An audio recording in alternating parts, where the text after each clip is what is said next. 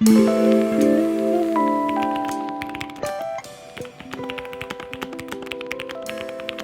the Luma 84 by Epomaker.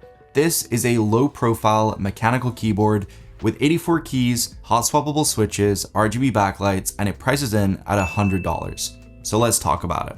Inside the box, you get the keyboard, a braided USB-C cable, a 2.5 GHz dongle, keycap puller, as well as a tiny manual that, let's be honest, nobody actually reads, but it is worth checking out just to see the functionality behind each key on this board. And if you're not familiar with Via, that is the software you use to configure the keyboard, so you might want to take a look in the manual, but I'll go over it later. The first thing I noticed after unboxing this keyboard is the chassis is solid anodized aluminum. It's got clean chamfers, zero flex, and it feels really solid and super well made. At 31 centimeters long, or 2.5 centimeters at its maximum thickness, it's a 75% keyboard with no number pad. It's compatible with Windows and Mac, and it even has both operating systems function keys printed on the board. By holding down the function key, you can switch between operating systems, and that basically just changes some of the keys around, such as the option and command key.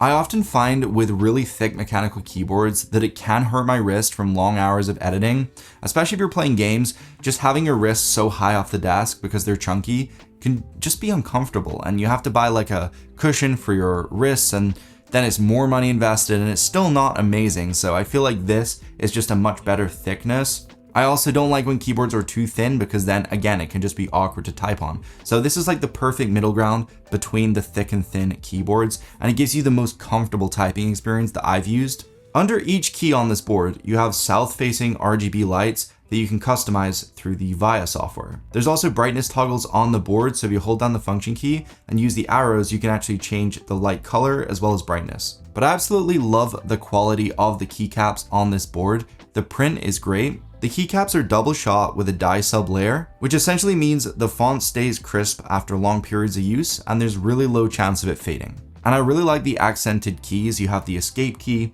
and the enter key in this nice blue color, which goes really well with the silver blue aluminum finish on the board. I also really like the subtle circular shape of the keys. It makes hitting the correct key super easy, and I found while using this, I've made way less mistakes than other keyboards purely because of that circular design. And something I love is the spacebar is very stable. So there's very little wobble, which a lot of other keyboards have. Something to note is there's no kickstand for raising the typing angle on this board.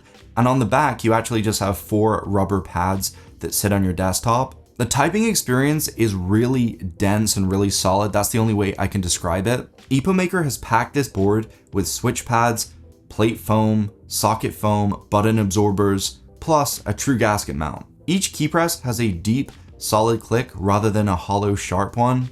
And it works best if I just show you how it sounds to type on this board.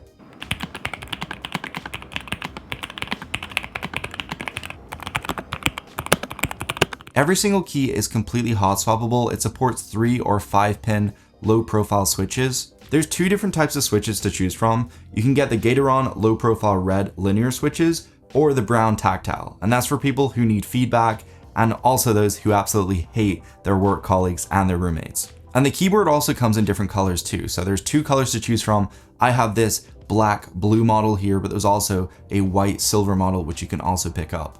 There's a few different connectivity modes this board has. So the main one I'm using is Bluetooth. There's 3 different Bluetooth modes. So you can actually pair up multiple devices and switch between them by simply just holding the function key and clicking on the Q, W, E, R keys. It also supports a USB dongle and USB-C wired connection. In terms of latency, there's about 4 milliseconds wired, basically instant, and the USB dongle is 12 milliseconds. Even over a Bluetooth, I still got 24 milliseconds, which isn't too bad. In terms of programming the board and customizing it, you can use Via, which is a pretty well-known keyboard software that you can use in your browser. You just need to plug your keyboard into your computer using USB-C. Within 30 seconds, I was able to get to my browser, remap some of the keys, as well as tweak the color layout of the RGB lights, and it was a really simple process. In terms of the battery life, the capacity of this board is 3000 milliamp hours, and from my testing, I was able to get 7 days of usage, and that was with no RGB lights or with minimal usage of them. But when you have the RGBs on at 100% brightness and with your Bluetooth on, you're probably going to get less than 7 days, so likely a few days of usage. A really nice feature is you can hold down the function and spacebar key, and then it will use the number row key to actually illuminate green and tell you the battery level. So I guess the main question is like, what type of person is this keyboard for?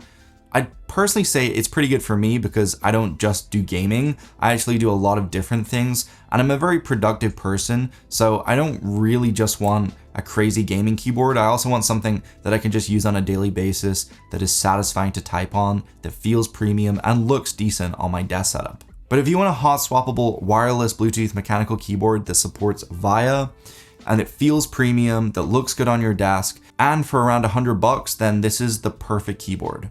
And there's something about the typing experience that makes me want to use my computer more. It is fairly heavy, not crazy, but it's definitely not something I would advise putting into your backpack.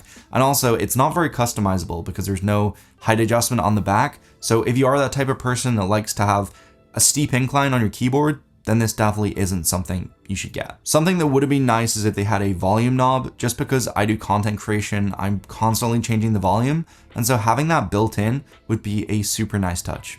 If you're ready to retire your existing keyboard and upgrade to this, definitely do check the links down below. There is a launch promo right now, so you can get a slight discount. But so far, I've really enjoyed this keyboard, especially from a Mac user perspective, because I feel like the layout of the keyboard is more familiar to a Mac user than a Windows user.